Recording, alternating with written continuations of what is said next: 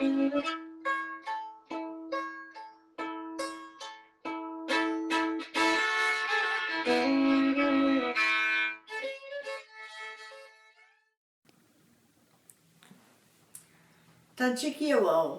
Hi, Marie Chantal Disnikashan.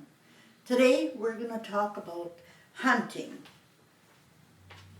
Not chik, ekumina fishing. Kwashkwepichik. Trapping. Ekwashkwepichik. Ekumana ekimat static pelts. Lapu. Akwan manak ekitawakechik. And just what we did in the 30s, 40s, it's very important to know how the parents survived to give us food on the table. They would hunt for deer and get fish, muskrat. Oh, yeah, they'd hunt for ducks.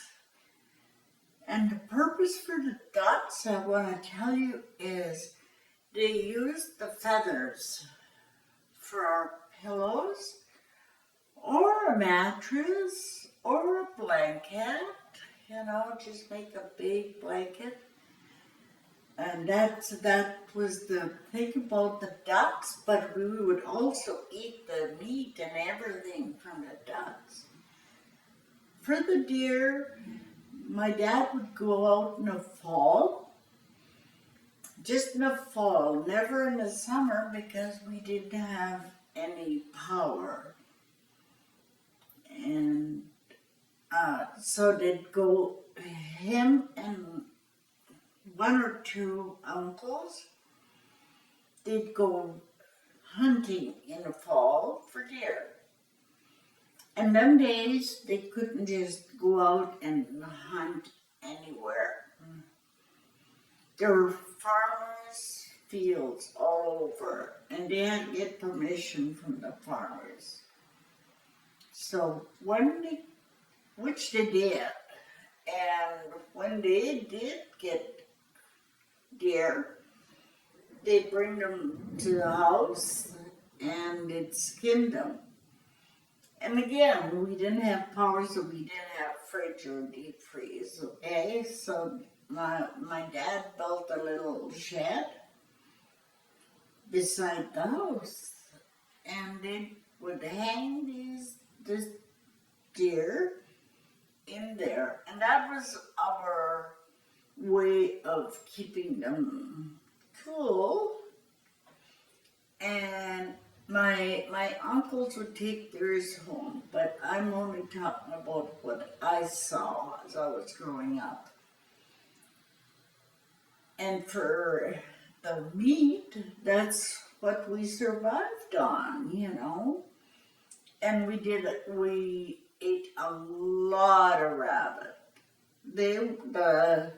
My dad would go out and shoot rabbits sometimes, but I would say 90% of the time, my brother and I would go set snares, and the rabbits would run into our snares, and that's how we caught the rabbits, and that was food for us that day. We would go out early in the morning, check our snares, and whatever we caught,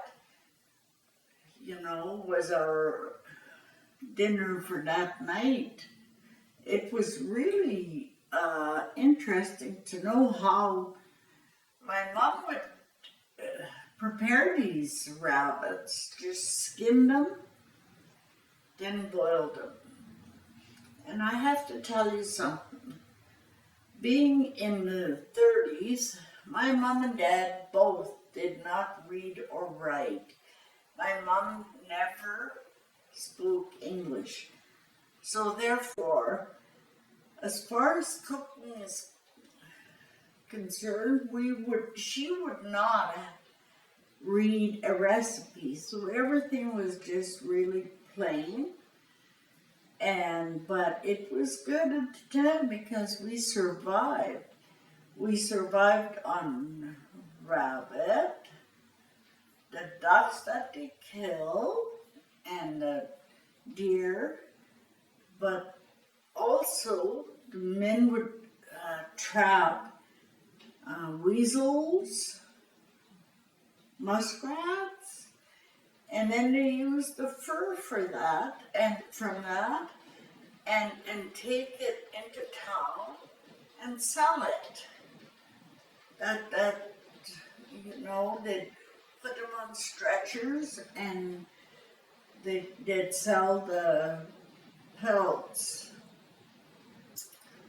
It was really hard for everyone them days, and in the winter, the men again, I was never involved. I was the youngest in the family, so I was never involved, but I saw a lot of this.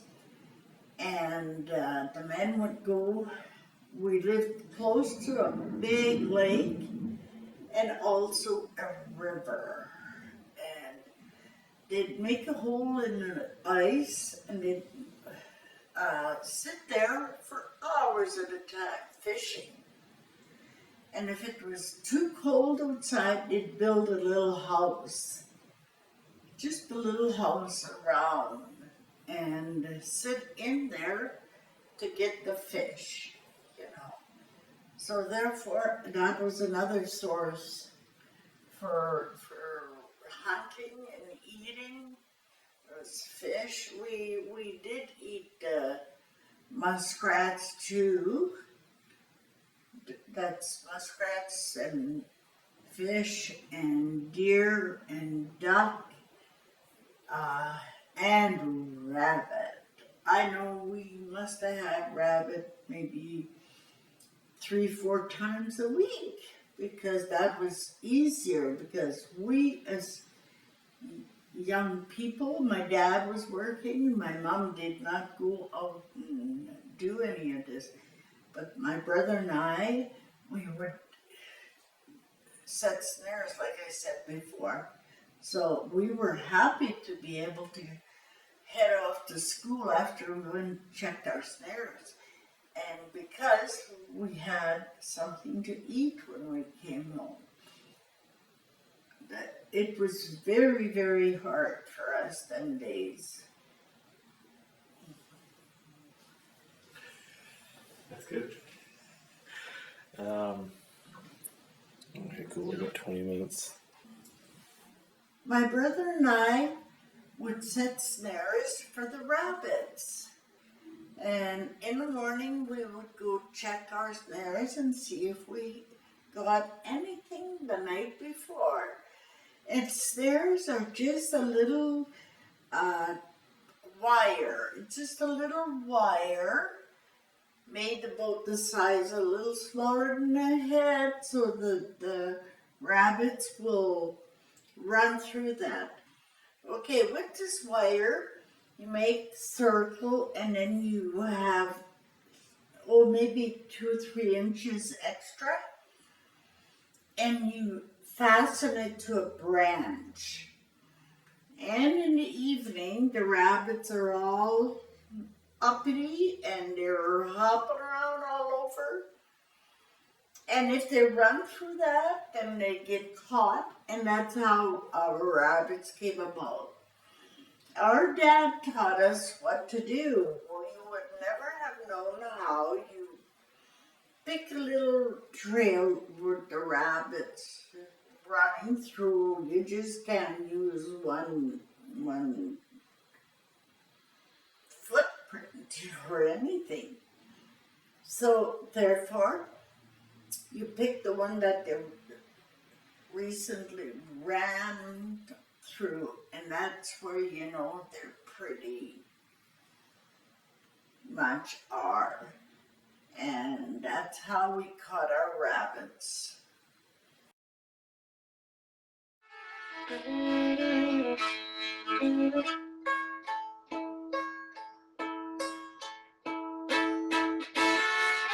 Bye.